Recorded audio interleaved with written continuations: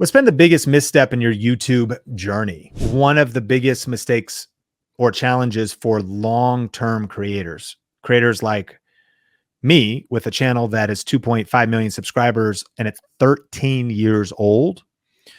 I think what can be hard with a really older channel is how diverse your content is. And as a result, how much that can mix up who your subscribers are. Let me give you an example. We have a video posted on a Final Cut Pro tutorial. So that's great. Watch this. It's on brand because it's the best tips and tools for growing your influence with online video. What's one of the tools? Final Cut. What's one of the ways to do it? Final Cut. It's a net positive. But the problem is if you think really deeply about this stuff over years and decades, if someone watches that one video though and they click subscribe, there may not be another video that comes out from Think Media that they actually want to watch. And that can cause a problem.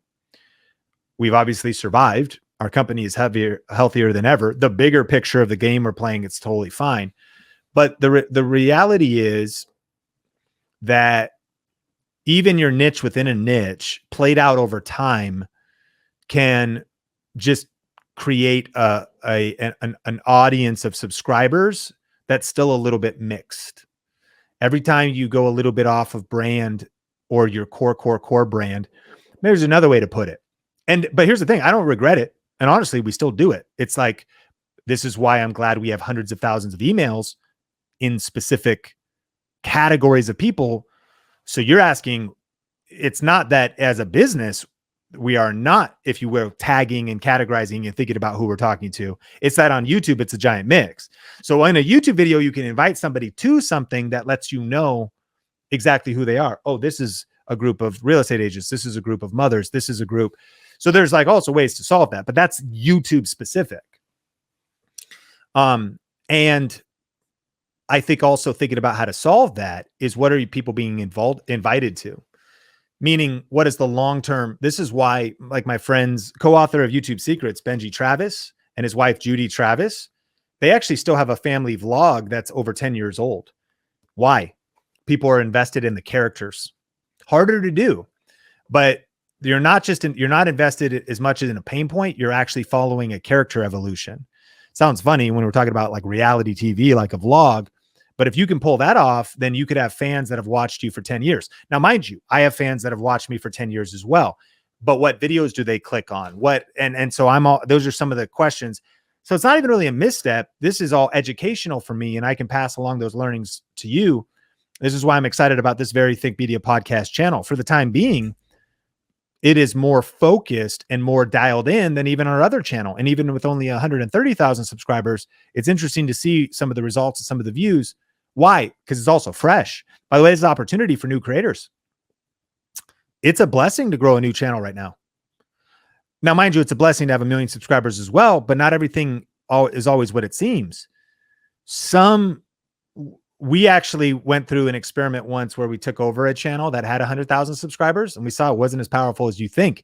The question is, who are the subscribers? What is it they wanted to watch? You can have quote unquote a dead channel.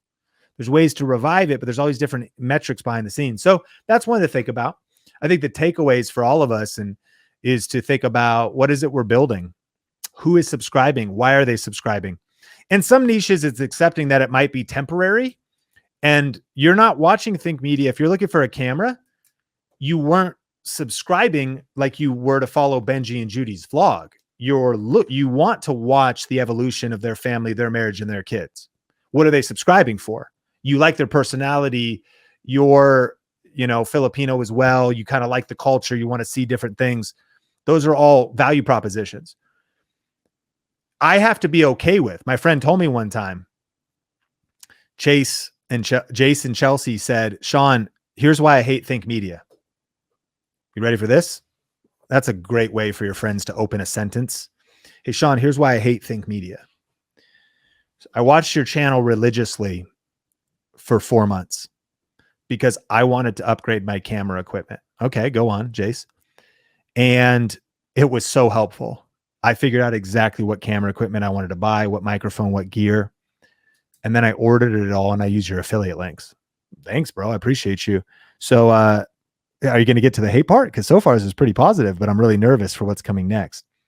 So he said, but then after 4 months, after I ordered the camera and I had it shipped to my house, I made a conscious decision I wasn't going to watch your channel anymore. And I was like, ouch, bro. Like, why? And he goes, because I realized you're always talking about the newest thing and the newest camera. And I didn't want to have fear of missing out because now I have my camera and I watched the tutorial of how to use it.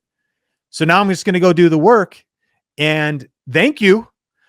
But I don't want to be reminded that there's a new Sony camera out. And so, by the way, in terms of ideation and insight, this is why as much conversations with actual audience members as you can be in give you invaluable insights, because the creator who understands the viewer best wins. So then I started thinking two things. One, how do I solve that problem? Two, being okay with, okay, in a lot of ways, think media can be transitory. People come for a while. They learn, they get what they need, they go execute. And so they might not be as active as a subscriber as somebody. This is why there's $1 million YouTube question. What content could you create on YouTube that would make viewers want to come back and genuinely watch every day? You don't have to do that. I'm just saying it. If you have a good answer to that question that actually works, you've created one of the most valuable things in the world. What content could you create on YouTube that people would want to watch for the next 5 to 10 years? Not everyone can answer that. And you don't even have to. You might go, my niche doesn't fit in that. Totally fine. Just if you think about brand and legacy, those are some interesting thought exercises. Okay, do people come to my channel to learn one thing, get the answer to the question, and move on? If that's true, that's fine, but you should adapt accordingly. Okay, so I do definitely need new acquisition to keep growing because people will pass through. Is this more of they stick with me and I'm trying to build a fan base? Okay, that's interesting. And will the fan base age out and will there need to be new acquisition? Or could I build a mob that rolls with me for the next 5 to 10 years? If you enjoyed this podcast and are ready for some deep dive YouTube strategy, just go to thinkmasterclass.com to get access to my 1-hour on-demand YouTube strategy class. You'll be looking over my shoulder as I share my best tips, and you can watch it on demand right now at thinkmasterclass.com.